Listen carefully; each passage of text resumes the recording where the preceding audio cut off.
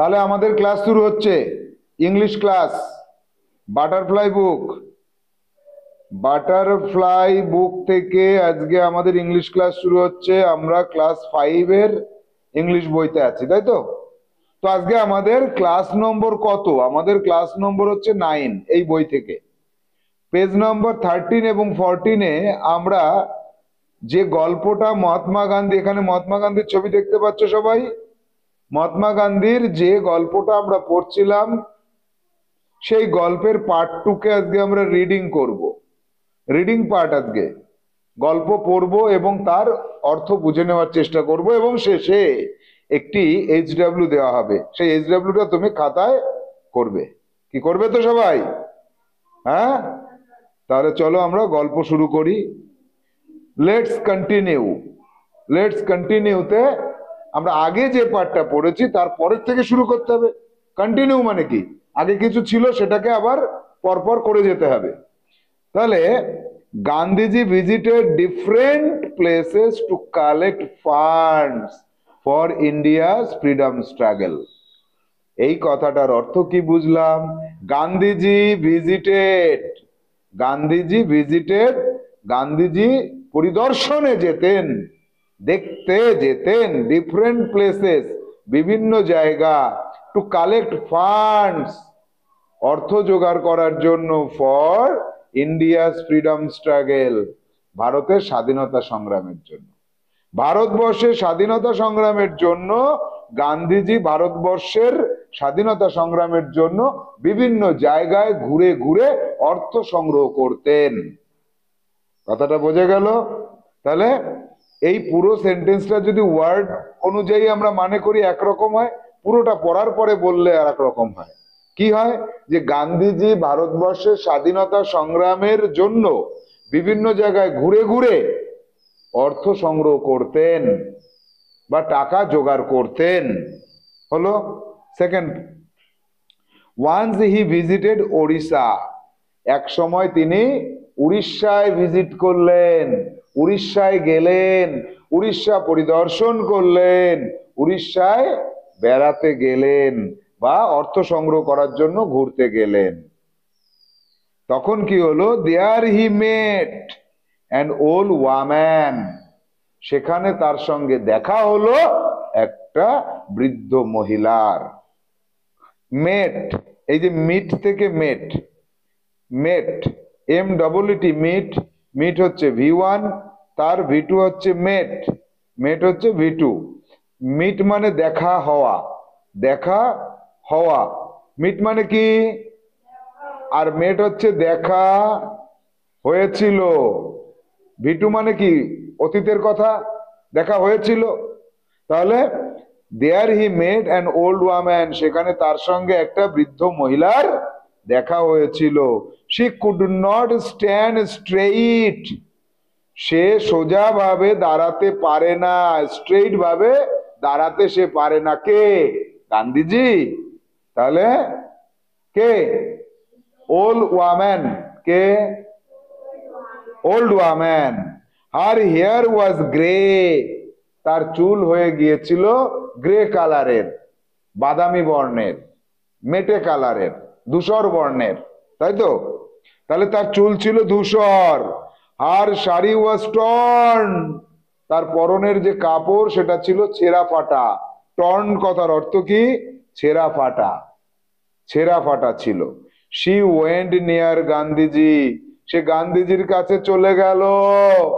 And touched his fit, touch কথার অর্থ হচ্ছে স্পর্শ করার। এখানে কি আছে? টাচড, V2 ফর্ম আছে, অর্থাৎ স্পর্শ করেছিল। হিজ ফিট, তার পা। ফুট থেকে ফিট প্লুরাল হয়ে গেল, ফুট, FOOT, ফুট মানে একটা পা, আর FEET ফিট মানে অনেকগুলি পা, তাই তো? তাহলে গান্ধীজি তার কাছে, মানে সেই বৃদ্ধ মহিলা গান্ধীজির কাছে গিয়ে তার পা দুটোকে স্পর্শ করলেন। Then she gave him a coin, তারপর সে তাকে একটা ছোট্ট কয়েন দিল, টাকা দিল, মুদ্রা দিল। Jamnalal Bajaj's duty was to keep the funds. Jamnalal Bajaj বলে একজন মানুষ ছিলেন যিনি গান্ধীজির সাথে ঘুরতেন, তার ডিউটি ছিল ওই অর্থ যেটা সংগ্রহ করা হয় সেটাকে সংগ্রহ করা বা সেটাকে রাখা। তাহলে এখানে কি হলো, জামানলাল বাজাজ এর ডিউটি দায়িত্ব ছিল টু কিপ, টাকাগুলোকে রাখা, দা ফান্ডস, টাকাগুলোকে। তাহলে রাখা কি, রাখা টাকাগুলোকে রেখে দেওয়া, এটা কার ডিউটি ছিল? জামানলাল বাজাজ। কার ডিউটি ছিল? এই জামানলাল বাজাজের ডিউটি ছিল। এরপরে কি হলো, he asked Gandhiji for the coin, সে গান্ধীজিকে ওই পয়সাটার কথা বললেন। ask মানে জিজ্ঞেস করা, আর asked জিজ্ঞেস করেছিলেন অথবা চেয়েছিলেন। এখানে জিজ্ঞেস করেছিলেন না, চেয়েছিলেন। তিনি ওই টাকাটার কথা বলেছিলেন অথবা চেয়েছিলেন গান্ধীজি ফর দ্য কয়েন। তাহলে he asked Gandhiji for the coin, সে গান্ধীজির কাছে টাকাটা চেয়েছিলেন, বাট গান্ধীজি রিফিউজড, কিন্তু গান্ধীজি সেটা না করে দিলেন, বলেন না দেব না, ওই টাকাটা দেব না। কেন?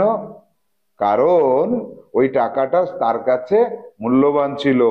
রিফিউজড, V2 ফর্ম আছে। রিফিউজ মানে না করা, রিফিউজড মানে না করেছিলেন, না করেছিলেন। জামানলাল ওয়াজ সারপ্রাইজড, জামানলাল অবাক হয়ে গেল। সারপ্রাইজড, সারপ্রাইজ কথার অর্থ অবাক হওয়া, আর সারপ্রাইজড অবাক হয়ে গিয়েছিলেন, V2 ফর্ম আছে, বোঝা যাচ্ছে? I keep thousands of rupees, জামানলাল said. জামানলাল বলল, আমি তো হাজারে হাজারে টাকা রাখি। থাউজেন্ডস অফ রুপিস, হাজারে হাজারে টাকা আমি রাখি। আমি কি করি? আমি হাজারে হাজারে টাকা রাখি। আর এই একটা কয়েন তুমি দিতে পারছো না Mahatma Gandhi? Oh Gandhi, this coin is worth much more than those thousands, Gandhiji told him. Gandhiji তাকে বলল, গান্ধীজি told him, এই লাইনটা দেখো, গান্ধীজি told him। তাহলে গান্ধীজি তাকে বলল, গান্ধীজি তাকে কি বলল? গান্ধীজি তাকে বলল, এই যে গান্ধীজি told him, কি বলল? দিস কয়েন, এই দিস কয়েন, এই কয়েনটা ইজ worth much more, এই কয়েনটার দাম আরো বেশি, আরো অনেক বেশি দাম, এই কয়েনটার দাম অনেক বেশি। দেন দোজ থাউজেন্ডস, ওই হাজার হাজার টাকার তুলনায় অনেক বেশি দামি। কি? এই কয়েনটা। If a man has lakhs, যদি একটা মানুষের লাখ লাখ টাকা থাকে, হি ক্যান গিভ 1000 or 2, সে দিতে পারে 1000 বা 2000 টাকা। But this coin was perhaps all she had, কিন্তু এই কয়েনটা সম্ভবত, পারহ্যাপস, পারহ্যাপস কথার অর্থ কি? সম্ভবত। এই কয়েনটা সম্ভবত অল শি হ্যাড, তার কাছে যা ছিল তার পুরোটাই, তার কাছে যা ছিল তার পুরোটাই। কার? ওই বৃদ্ধ মহিলার। হোয়াট আ গ্রেট স্যাক্রিফাইস, এখানে দেখো বিস্ময়সূচক চিহ্ন আছে, তাই না? হোয়াট আ গ্রেট স্যাক্রিফাইস, কি অবদান। স্যাক্রিফাইস, ভালো কাজের জন্য কিছু দান করা, তাকে অবদান বলে। তাহলে বলছে যে হোয়াট আ গ্রেট স্যাক্রিফাইস, কত বড় অবদান, ভাবতে পারছো? তার কাছে যে টাকাটাই ছিল পুরো টাকাটাই সে দিয়ে দিল। এটাই সম্ভবত তার সম্পূর্ণ টাকা। লাখ লাখ টাকার থেকে 1000 2000 টাকা দেয়নি, সম্পূর্ণ টাকাটাই সে দিয়ে দিয়েছে। হোয়াট আ গ্রেট স্যাক্রিফাইস, কি মহান অবদান, দেখেছো? সো সেজন্য I value this coin more than a crore of rupees, আমি সেজন্য এই টাকাটাকে, এই কয়েনটাকে বেশি মূল্য দিচ্ছি, যে কি? ক্রোর অফ রুপিস, কোটি কোটি টাকার থেকেও বেশি মূল্য দিচ্ছি এই 1 টাকার কয়েনটাকে। গান্ধীজি এক্সপ্লেইনড, গান্ধীজি ব্যাখ্যা করে এই কথাগুলো বললেন। এক্সপ্লেইন কথার অর্থ হচ্ছে ব্যাখ্যা করা, আর এক্সপ্লেইন V2 ব্যাখ্যা করে বলেছিলেন, ব্যাখ্যা করে বলেছিলেন বিটুফন, এক্সপ্লেইনড, ইডি যোগ আছে, ইডি যোগ থাকতে হয়, তাই তো, অথবা বানান চেঞ্জ হয় অনেক সময়। তাহলে গান্ধীজি ব্যাখ্যা করে বললেন যে এই টাকাটা তার সম্পূর্ণ টাকা, এইটা তার মহান অবদান, আর এই অবদানটা আমার কাছে কোটি কোটি টাকার থেকেও বেশি মূল্যবান। বোঝা গেল? আচ্ছা, হি kept that coin with him forever, তার সাথে ওই টাকাটাকে, ওই কয়েনটাকে সে সারা জীবনের জন্য রেখে দিয়েছিলেন। কেপ্ট, ভিটু, রেখে দিয়েছিলেন, কিপ রাখা, আর কেপ্ট রেখে দিয়েছিলেন, ইডি যোগ হয়নি এখানে, বানান চেঞ্জ হলো, বুঝেছো? V2 form, this coin with him forever, এই ফরএভার সারা জীবন তিনি রেখে দিয়েছিলেন। এখান থেকে কয়েকটা ওয়ার্ড মিনিং দিয়েছে দেখো, freedom struggle, effort to get independence, স্বাধীন হওয়ার জন্য যে কাজকর্ম করা, ওর্থ মানে ভ্যালু মা দামি, sacrifice to give something for good works, ভালো কাজের জন্য কোনো কিছুকে দেওয়া, অর্থাৎ অবদান, উৎসর্গ করা, একে স্যাক্রিফাইস বলে, তাই তো? তাহলে আজকে আমরা যেটা পড়লাম, এই পার্ট পড়ার পরে এই যে পার্ট 2 গল্পটা পড়লাম, এই পার্ট 2 গল্পটা তোমাদের বাড়ির কাজ থাকবে, এইচডব্লিউ দুটো থাকবে, দুটো এইচডব্লিউ থাকবে। 1 নম্বর এইচডব্লিউ হচ্ছে গল্পটাকে 5 বার রিডিং পড়বে। কয়বার? 5 বার রিডিং পড়বে। নাম্বার 2 যে কাজটা থাকবে, কাজটা একটু ভালো করে বোঝো, ভালো করে বুঝে নাও কাজটা। 2 নম্বর কাজটা আমি ভালো করে বুঝিয়ে দিচ্ছি, কেউ কিন্তু পরে বলবে না স্যার বুঝতে পারিনি।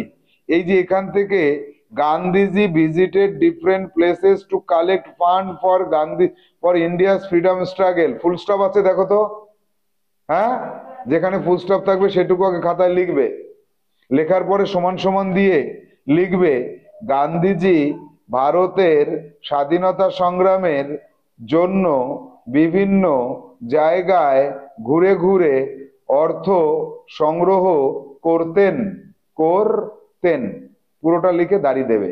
এইভাবে প্রত্যেকটা ফুল স্টপ পর্যন্ত লিখবে আর তার বাংলাটা লিখে ফেলবে। এটা তোমাদের 2 নম্বর এইচডব্লিউ, অর্থাৎ প্রতিটি বাক্যকে লিখবে এবং তার বাংলাকে লিখবে। এই দুটো কাজ আজকে করে নাও, আমরা এর পরের ক্লাসে এই পার্টের ওয়ার্ড মিনিং সম্পর্কে জানবো। তাহলে আজকের মতো ক্লাস এখানে শেষ, টাটা।